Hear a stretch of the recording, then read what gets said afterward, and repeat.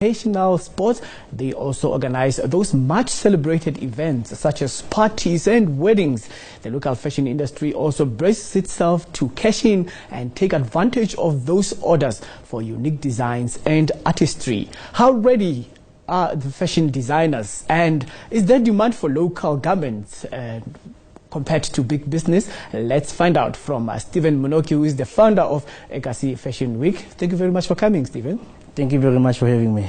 Is the industry ready to cash in when there's so much hype about the festive season coming? Are you guys ready? Yes, we are definitely ready.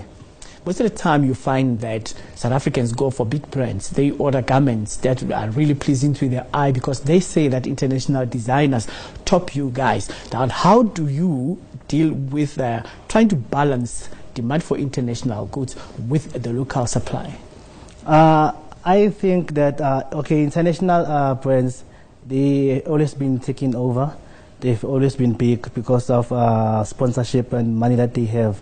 But what I can say, local fashion designers, local fashion design is the next big thing in our country. Our local fashion designers are working hard and more harder to balance everything, the standard and everything. When you talk about standards, yeah. Where do you pitch local designers? Is it for the middle income? Are you penetrating the high-end market?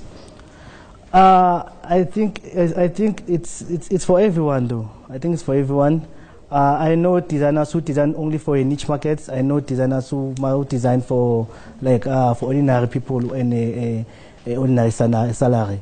Yes. But most of the time, you'll find that local designers are only dependent on orders from people who are getting married. Yes. Some are stock fellows who need a supply of a t-shirt to celebrate their anniversary at their time. But are these orders really enough to sustain a business that needs to be consistent on an annual basis? Truly speaking, I think they are not enough.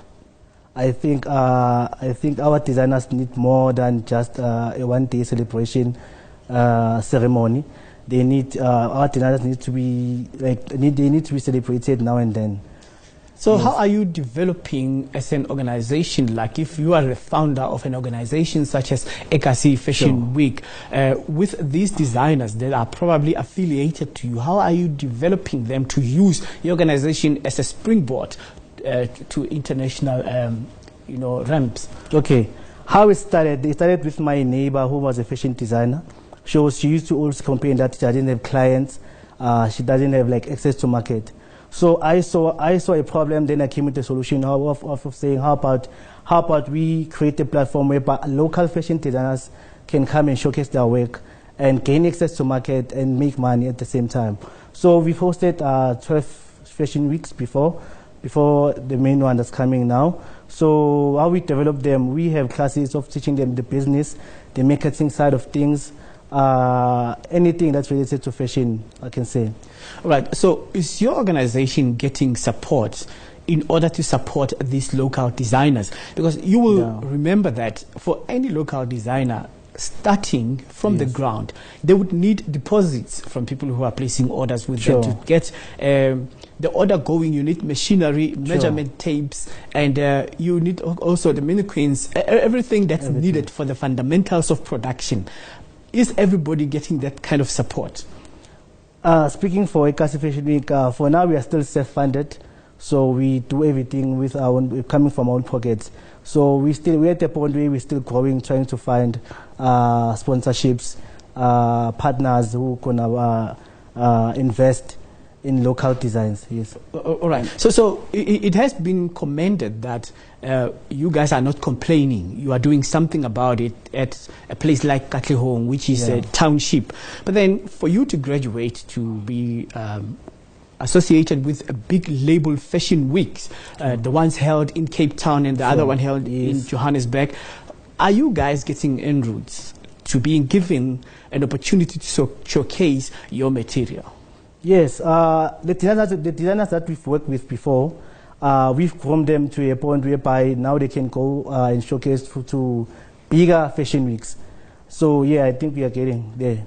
Right. So recently we've had one South African designer getting an opportunity to showcase at the London Fashion Week. She was here last year during Women's Month, and talking about exporting your talent to the levels, you know, where David Lale was able to go to New York, and he was able to have his you know, special fashion design depiction at the Nelson Mandela Bridge. How ambitious and hungry are you guys to really you know, accentuate the levels of Fashion Week so that it should not be called Ekasi fashion, but it should be regarded as fashion, like fashion in the world?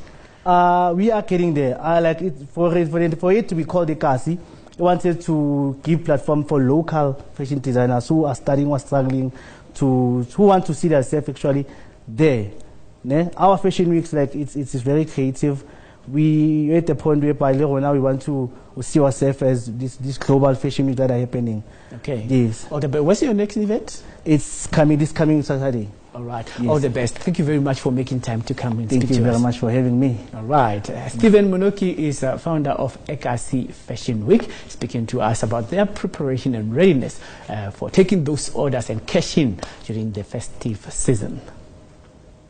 On to other news now. The National Union of Mine Workers has blasted management of the Taulekwa mine in Orkney, where 4 mine workers died underground on Friday. The union says there's no escape route where the deceased miners were working. It has accused management of neglecting safety in pursuit of high production targets. Meanwhile, the Minerals Council, formerly the Chamber of Mines, says it's deeply saddened by the deaths and is still committed to achieving 0 fatalities in the mining industry. All right, on that note,